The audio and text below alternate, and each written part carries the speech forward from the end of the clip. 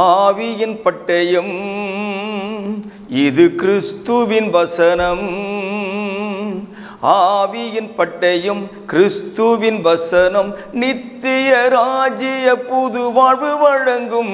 ஆவியின் பட்டயம் நித்திய ராஜ்ய புது வாழ்வு வழங்கும். ஆவியின் பட்டயம். Welcome to EKN Bible school.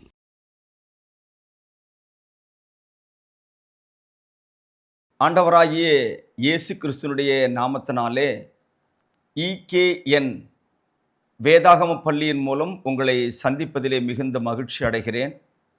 சகோதரர்களே, சகோதரிகளே, இதற்கு முன்பாக பாவம் என்றால் என்ன என்பது குறித்ததான சில பாடங்களை நாம் படித்து கொண்டு வந்தோம். அதாவது விசுவாசத்தினாலே வராத யாவும் பாவமே என்று ரோமர் 14ஆம் அதிகாரம் 23ஆம் வசனத்தின் அடிப்படையில் நான் உங்களோடு கூட பேசினேன். அதை அடுத்து நியாயப்பிரமாணத்தை மீறுகிறதே பாவம் என்று 1 யோவான் 3ஆம் அதிகாரம் 4ஆம் வசனத்திலிருந்து நான் உங்களோடு கூட பேசியிருந்தேன். நீங்கள் அதை விளக்கமாகவே கேட்டிருப்பீர்கள் என்று நான் நம்புகிறேன். 3வது வகையாக நன்மை செய்ய அறிந்திருந்தும் அதை செய்யாமல் போவது கூட பாவம்தான் என்று யாக்கோபு 4ஆம் அதிகாரம் 17வது வசனத்திலே வாசித்தோம். இன்றைக்கு நாம் படிக்க போகிற அடுத்த ஒரு காரியம், அதாவது பாவம் என்பது எத்தனை வகையாக பிரிக்கப்பட்டிருக்கிறது அப்படிங்கிற அந்த தலைப்பின் கீழே இன்றைக்கு நாம் என்ன படிக்க போறோம்னா, அநீதி எல்லாமே பாவம்தான். அதாவது நீதிக்கு புறம்பாய் இருக்கிற எல்லா அநீதியான காரியங்களும் பாவமே அப்படிங்கிற அந்த தலைப்பின் கீழாக இன்றைக்கு நான் உங்களோடு கூட வேத வசனங்களை தியானிக்க அன்போடு கூட அழைக்கிறேன். உங்கள் வேதாகமத்தை 1 யோவான் 5வது அதிகாரம் 17வது வசனத்திலே நீங்கள் அந்த வசனத்தை கண்டுபிடித்து என்னோடு சேர்ந்து அதை கவனிக்கும்படி நான் உங்களை அன்போடு கேட்டுக்கொள்கிறேன். 1 யோவான் 5ஆம் அதிகாரம் 17வது வசனம். அநீதி எல்லாம் பாவம்தான். அநீதி எல்லாமே பாவம்தான். அப்போ அநீதி எப்படி பாவமாகிறது? முதல்ல நாம் என்ன செய்யணும்? நீதி என்றால் என்ன அப்படிங்கிறத கண்டுபிடிக்கணும். நீதி எப்படி கிடைக்கிறது? நீதி எப்படி ஒரு மனிதனுக்கு வருகிறது என்று சொன்னால், உபாகமம் என்ற புத்தகத்திலே 6வது அதிகாரம் 25வது வசனத்திலே இப்படி ஆசிரியராகிய மோசே நமக்கு எழுதி வைத்திருக்கிறார். நம்முடைய தேவனாகிய கர்த்தர் நமக்கு கட்டளையிட்டபடியே நாம் அவர் சமூகத்தில் இந்த எல்லா கட்டளைகளின்படி செய்ய சாவதானமாயிருந்தால் நமக்கு நீதியாய் இருக்கும் என்று சொல்வாயாக. அதாவது நீதி என்றால் என்ன, ரைச்சஸ்னஸ் அப்படின்னா என்ன அர்த்தம் அப்படிங்கிறதுக்கு உபாகமத்தில் மோசே கொடுக்கறதான பொருள் விளக்கம் என்ன அப்படின்னு கேட்டீங்கன்னா, நம்முடைய தேவனாகிய கர்த்தர் நமக்கு கட்டளை இட்டபடியே, அந்த படியே என்பது ஆழமான அழுத்தமான பொருள் நிறைந்த எழுத்துக்கள். அவர் ஒன்று சொல்லிட்டாரு, நாம் அதை எப்படி வேண்டுமானாலும் செய்யலாம் என்பதல்ல இங்கு கருத்து. அவர் எப்படி சொன்னாரோ, எப்படி கட்டளையிட்டாரோ, அந்த கட்டளையிட்டபடியே நாம் அவர் சமூகத்தில் இந்த எல்லா கட்டளைகளின்படியே செய்ய சாவதானமாய் இருந்தால் நமக்கு நீதியாய் இருக்கும் என்று சொல்லலாமே. அப்ப நீதி என்பது என்ன அப்படின்னா, தேவன் கொடுத்த கட்டளைகளுக்கு அவர் கொடுத்த அந்த கட்டளையின்படியே மனப்பூர்வமாக கீழ்ப்படுகிற கீழ்ப்படிதல் தான் நீதி என்ற அந்த பொருள்படுகிறது. அப்போ அதுக்கு புறம்பான எல்லாமே அநீதி தான். அவர் ஒரு விஷயத்தை செய்ய சொன்னாருங்க, அவர் செய்ய சொன்னதை அவர் சொன்ன வண்ணமாகவே செய்யாமல் போனால் அது அநீதி. லூக்கா என்ற சுவிசேஷ புத்தகத்தில் முதல் அதிகாரம் 6வது வசனத்தை வாசிக்க கேளுங்கள். அவர்கள் இருவரும் கர்த்தர் இட்ட சகல கற்பனைகளின்படியேயும் நியமங்களின்படியேயும் குற்றமற்றவர்களாய் நடந்து தேவனுக்கு முன்பாக நீதி உள்ளவர்களாய் இருந்தார்கள். இது யார் அவர்கள் அப்படின்னு உங்களுக்கு தெரியும்.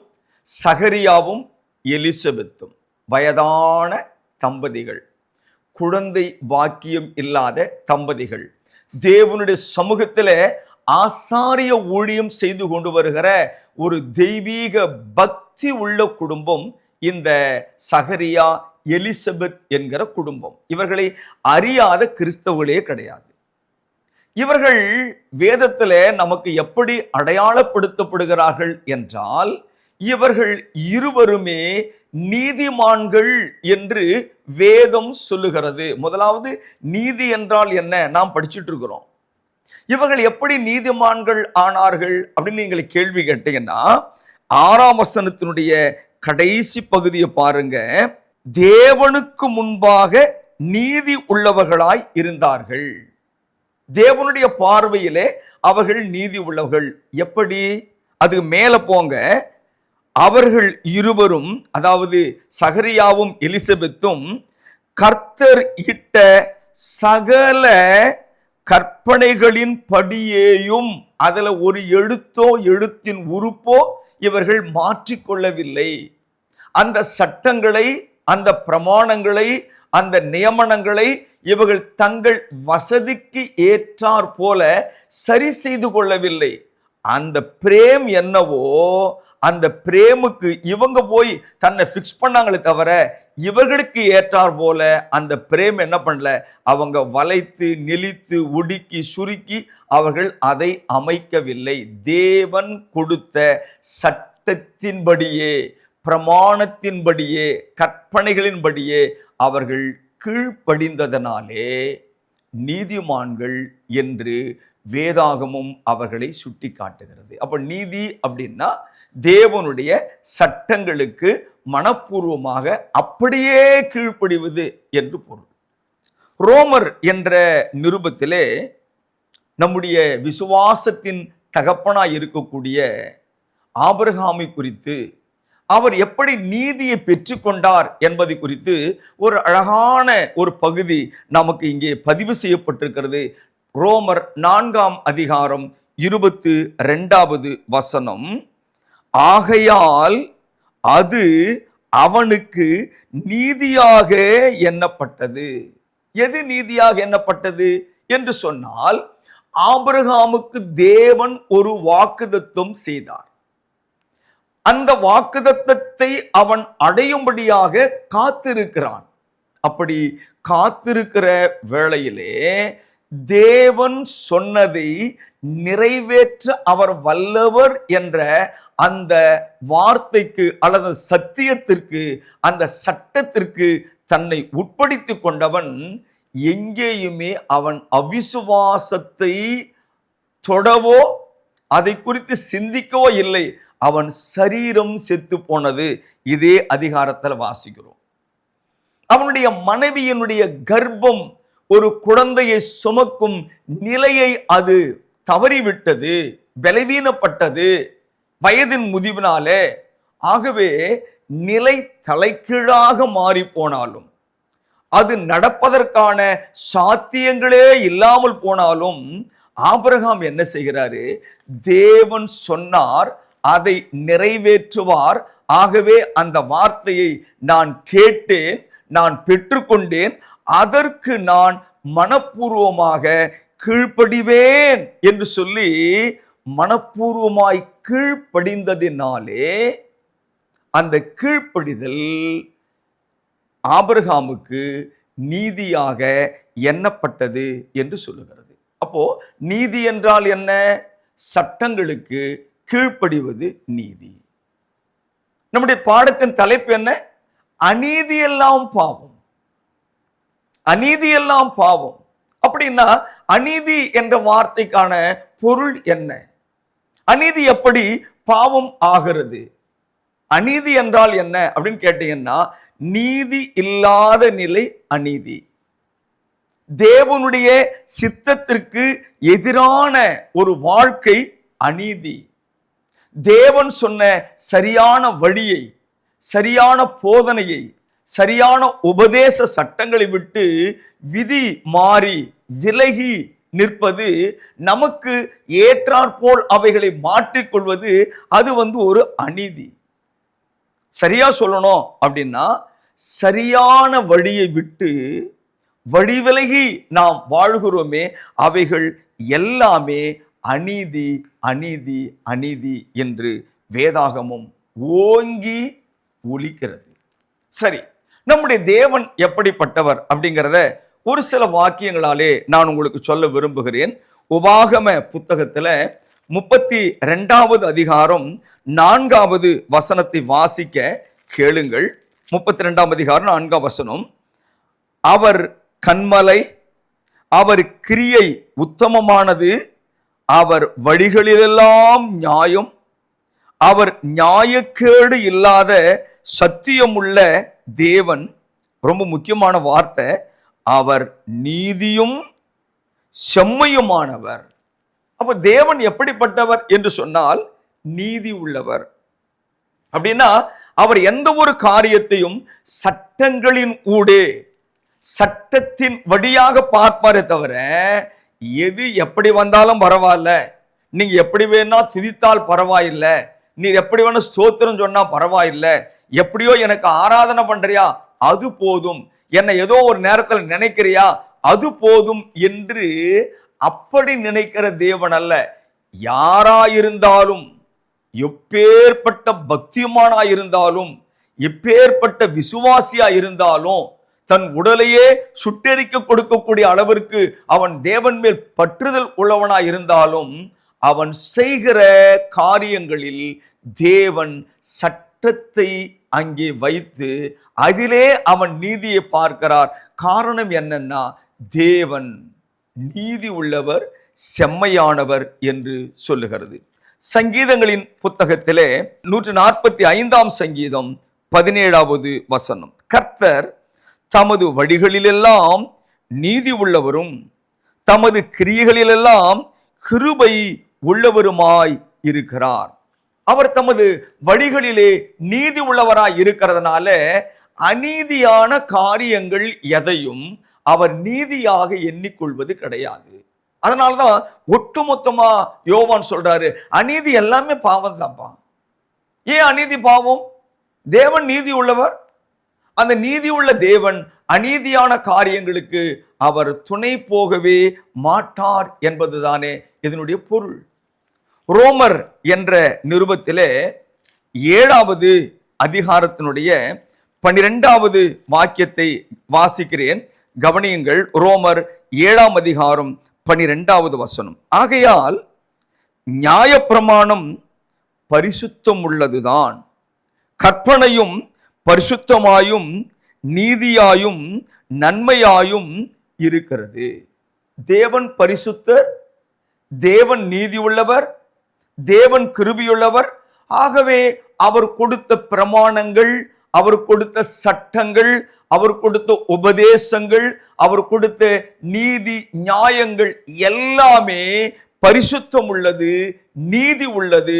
ஆகவே தேவன் நீதி உள்ளவர், நாமும் நீதி உள்ளவர்களாக இருக்க வேண்டும் என்று அவர் எதிர்பார்ப்பதில் என்ன தவறு இருக்கு? யோசித்து பாருங்க. அதனால்தான் தேவன் சொல்லுகிறார், அநீதி எல்லாம் பாவம், விசுவாசத்தினாலே வராத யாவும் பாவம், நியாயப்பிரமாணத்தின் மீறுகிறதே பாவம், நன்மை செய்ய ஒருவன் அறிந்திருந்தும் அதை செய்யாமல் போவதும் பாவம்.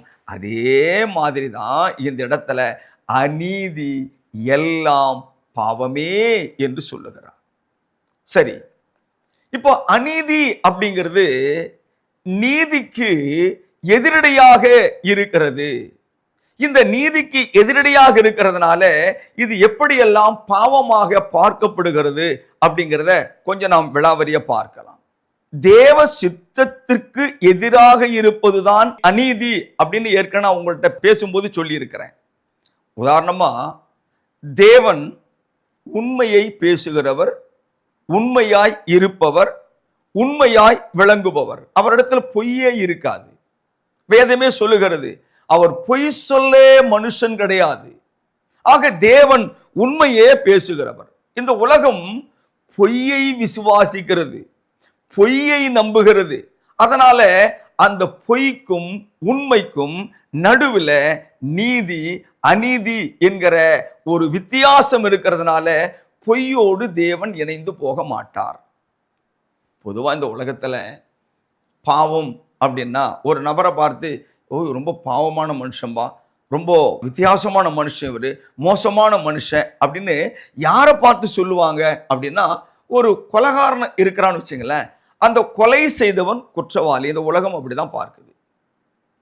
கொள்ளையடிச்சிட்டான், கள்ளக்கடத்தல் பண்ணிட்டான், விபச்சாரம் பண்ணான், வேசித்தனம் பண்ணான். இதை உலகம் எப்படி பண்ணுதுன்னா பூத கண்ணாடி போட்டு பார்க்குது. இதுதான் பாவம், இதுதான் பாவம், இதுதான் பாவம், இதுதான் குற்றம். ஆனா இந்த உலகத்துல இதை தவிர அநேக காரியங்கள் ஒவ்வொரு நாளும் நடந்து கொண்டே வருகிறது. இதை இந்த உலகம் எப்படி பார்க்குது அப்படின்னு சொன்னா, இதெல்லாம் பெரிய பாவம் கிடையாதுங்க, இதெல்லாம் ஒன்றும் பெருசா நாம யோசிக்க வேண்டிய அவசியம் கிடையாது. ஒருத்தன் பொய் பேசிட்டான், அதெல்லாம் பாவமானா, ஏதோ சந்தர்ப்பத்துக்காக பேசிட்டான், விடுங்க. அவன் கொஞ்சம் கோபமா இருக்கிறான், விடுங்க. அவன் கொஞ்சம் ஏதோ மறைச்சு கொஞ்சம் விஷயத்தை வேறு மாதிரி பேசிட்டான், விடுங்க. இதெல்லாம் பெரிய பாவம் கிடையாதுங்க, இதெல்லாம் ஆண்டவர் பெரிய கணக்கில் எடுத்துக்கொள்ள மாட்டாருங்க அப்படின்னு இந்த உலகம் பேசுது. நாமும் அதற்கு உடந்தைகளாகத்தான் இருக்கிறோம். அன்பு தேவ பிள்ளைகளே, தேவன் இந்த விஷயத்தை எப்படி பார்க்கிறார் என்பதை நாம் முதலாவது கவனிக்கணும். ஆதியாகமம் புத்தகத்துல முதல் இந்த உலகத்திலே பாவம் பிரவேசிப்பதற்கு அடிப்படை காரணமாக இருந்தது பொய் அல்ல, பொய்யை நம்பினது.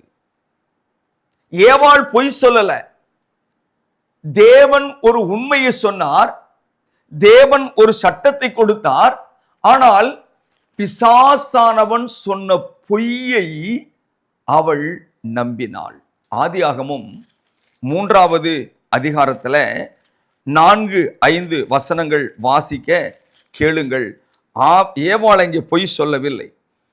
அப்பொழுது சர்ப்பம் ஸ்திரீயை நோக்கி, நீங்கள் சாகவே சாவதில்லை, நீங்கள் புசிக்கும் நாளிலே உங்கள் கண்கள் திறக்கப்படும் என்றும் நீங்கள் நன்மை தீமை அறிந்து தேவர்களைப் போல் இருப்பீர்கள் என்றும் தேவன் அறிவார் என்றது. அப்பொழுது ஸ்திரீயானவள் அந்த வார்த்தையை அவள் கேட்ட உடனே அந்த பொய்க்கு அவள் உடந்தையாகி அந்த பொய்யை நம்பி அந்த பொய்க்கு அவள் துணை போனாள். ஆகவே அது ஒரு அநீதியான செயல். தேவன் சொன்ன நீதியின் செயல் இருக்கிறது. அந்த மரத்திலே இருக்கிற கனியை நீ புசிக்காதே திட்டமாய் சொன்னார். நன்மை தீமை அறியத்தக்க விருட்சத்தின் கனியை புசிக்கவும் வேண்டாம், அதை நீ புசிக்கும் நாளில் சாகவே சாவார். இதுதான் உண்மை. ஆனால் ஏவாள் என்ன செஞ்சிருக்கிறா? அந்த பொய்யின் மீது சார்ந்து அந்த பொய்யை நம்பி அந்த நீதிக்கு அல்லது சட்டத்திற்கு கீழ்ப்படிவதற்கு பதிலாக அநீதியான காரியத்திற்கு அவள் கீழ்ப்படிந்ததனாலே இந்த உலகத்தில் முதல் பாவம் பிரவேசித்தது. என் அன்பு தேவ பிள்ளைகளே, இந்த பொய்க்கு சம்பந்தமான இன்னொரு உதாரணத்தை நான் உங்களோடு கூட பேச விரும்புகிறேன். யோசுவா என்ற புத்தகத்திலே 7வது அதிகாரத்தில் ஒரு முக்கியமான சம்பவம் பதிவு செய்யப்பட்டிருக்கிறது. என்ன அப்படின்னு கேட்டீங்கன்னா, 7ஆம் அதிகாரம் 1ஆம் வசனம், இஸ்ரவேல் புத்திரர் சாபத்தீடானதிலே துரோகம் பண்ணினார்கள். எப்படி எனில், யூதா கோத்திரத்து சேராகுடைய குமாரனாகிய சப்தியின் மகன் கர்மீக்கு பிறந்த ஆகான் என்பவன் சாபத்தீடானதிலே சிலதை எடுத்துக்கொண்டான். ஆகையால் இஸ்ரவேல் புத்திரர் மேல் கர்த்தருடைய கோபம் மூண்டது. இங்கே அவன் ஒரு வித்தியாசமான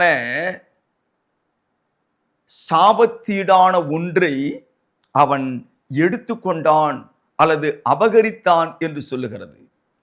என் அன்பு தேவ பிள்ளைகளே, இந்த ஒரு பொய்யான செயல் ஒட்டுமொத்த இஸ்ரவேலர்களை பாதித்தது என்று அதே யோசுவா புத்தகத்திலே 22வது அதிகாரத்தினுடைய 20வது வாக்கியம் நமக்கு தெளிவாக போதிக்கிறது. சேராவின் குமாரனாகிய ஆகான் சாபத்தீடான பொருளை குறித்து துரோகம் பண்ணினதினாலே இஸ்ரவேல் சபையின் மேலெல்லாம் கடும் கோபம் வரவில்லையா?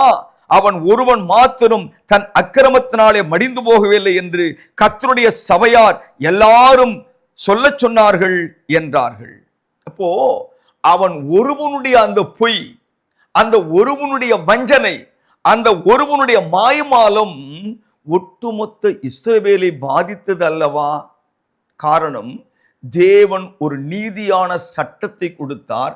அந்த நீதியான சட்டத்திற்கு அவன் கீழ்ப்படியாமல் போனதனாலே அவன் செய்த எதிர்மறையான செயல் அநீதியாக எடுத்துக்கொள்ளப்பட்டது.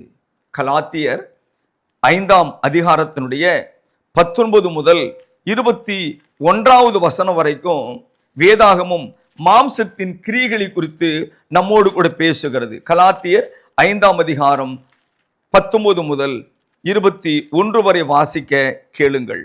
மாம்சத்தின் கிரியைகள் வெளியரங்கமாய் இருக்கிறன. அவையாவன விபச்சாரம், வேசித்தனம், அசுத்தம், காம விகாரம், விக்கிரக ஆராதனை, பில்லி சூனியம், கவனிங்க, பகைகள், விரோதங்கள், வைராக்கியங்கள், கோபங்கள், சண்டைகள், பிரிவினைகள், மார்க்க பேதங்கள், பொறாமைகள், அப்புறமா தான் வருதுங்க கொலைகள், வெறிகள், களியாட்டுக்கள் முதலானவைகளே. இது ரொம்ப முக்கியமான வார்த்தை.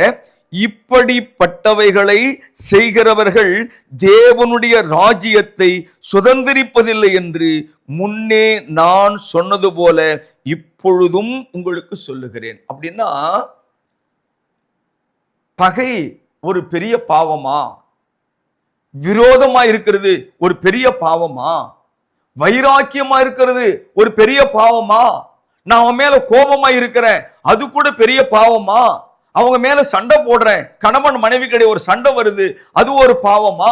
கணவன் மனைவி பிரிஞ்சு இருக்கிறாங்க, ஒன்றாம் பிறந்த சகோதரர்கள் பிரிந்து இருக்கிறார்கள், இது ஒரு பாவமா அப்படின்னு கேட்டீங்கன்னா, இந்த வேதத்தின் வசனம் எனக்கு என்ன போதிக்கிறதோ அதை தான் உங்களுக்கும் போதிக்கிறது.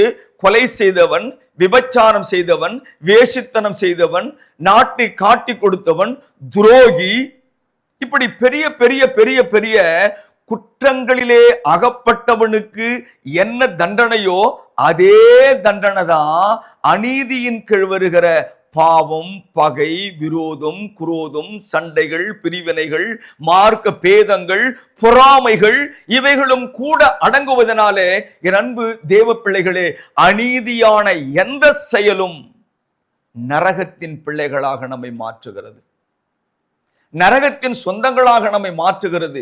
அதனால சண்டை தானே, கோபம் தானே, வைராகியம் தானே இல்லை.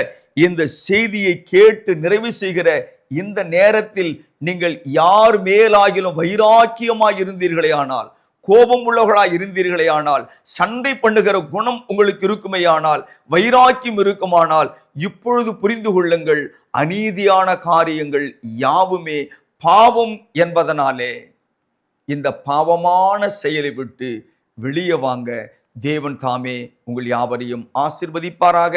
நாம் ஜெபம் செய்வோம். எங்களை அளவில்லாமல் நேசிக்கிற எங்கள் பரலோகத்தின் பிதாவே, இந்த ஆசீர்வாதமான நாளுக்காக நன்றி. விசுவாசத்தினாலே வராத யாவும் பாவம், நியாயப்பிரமாணத்தை மீறுகிறது பாவம், நன்மை செய்ய அறிந்திருந்தும் அதை செய்யாமல் போவது பாவம் என்று எங்களோடு பேசின தேவன், இந்த நாளிலே அநீதி எல்லாம் பாவம் என்பதை நாங்கள் தெளிவாய் கற்றுக்கொள்ள நீர் கொடுத்த வேத எழுத்துக்களுக்காக ஸ்தோத்திரப்பா. எங்கள் கோபங்கள், எங்கள் அநியாயமான சண்டைகள், எங்கள் வைராக்கியங்கள், பிரிவினைகள், பொறாமைகள் கூட அநீதியாய் மாம்சரீகமான காரியமாய் இருக்கிறதுனாலே அவைகளுக்கும் நரகத்தின் தண்டனையை பெற்றுக் கொடுக்கும் சக்தி உள்ளது என்பதை நாங்கள் அறிந்து இப்பொழுதே உமது சட்டத்திற்கு கீழ்ப்படிந்து அன்பின் தேவன், நேசிக்கிற தேவன், சமாதானத்தின் தேவன், ஐக்கியத்தின் தேவன், எங்களுக்காக தம்முடைய குமாரனாகிய இயேசு கிறிஸ்துவை தியாக பலியாய் கொடுத்த தேவன், நீர் கொடுத்த அந்த அன்பிலே நிலைத்திருந்து உமது சட்டங்களுக்கு கீழ்ப்படிந்து உமக்கு பிரியமாய் வாழ உதவி செய்ய வேண்டும் என்று இயேசு கிறிஸ்துவின் நாமத்தில் ஜெபிக்கிறேன். ஜெபம் கேளும் ஜீவனுள்ள எங்கள் நல்ல பிதாவே, ஆமேன். தேவன் தாமே உங்கள் யாவரையும் ஆசீர்வதிப்பாராக. சகோதர சகோதரிகளை தொடர்ந்து இந்த டிவி சேனலுக்காக நீங்கள் உங்களுடைய பங்கை அளிப்பது மிகுந்த சந்தோஷம். அநேகருக்கு ஷேர் பண்ணுங்க. முக்கியமான காரியங்கள், கேள்விகள் இருந்தால் என்னோடு தொடர்பு கொள்ளுங்கள். தேவன் தாமே உங்கள் யாவரையும் ஆசீர்வதிப்பாராக. ஆமேன். அன்பிற்குரியவர்களே, மேலும் இந்த பாடங்களை எங்களுடைய யூடியூப் சேனலான எட்டர்னல் கிங்டம் நியூ லைஃப் சேனலில் கண்டு தெய்வ ஆசீர்வாதங்களை பெற்று மகிழுங்கள். கிறிஸ்துவின் சபையார் உங்களை வாழ்த்துகிறார்கள்.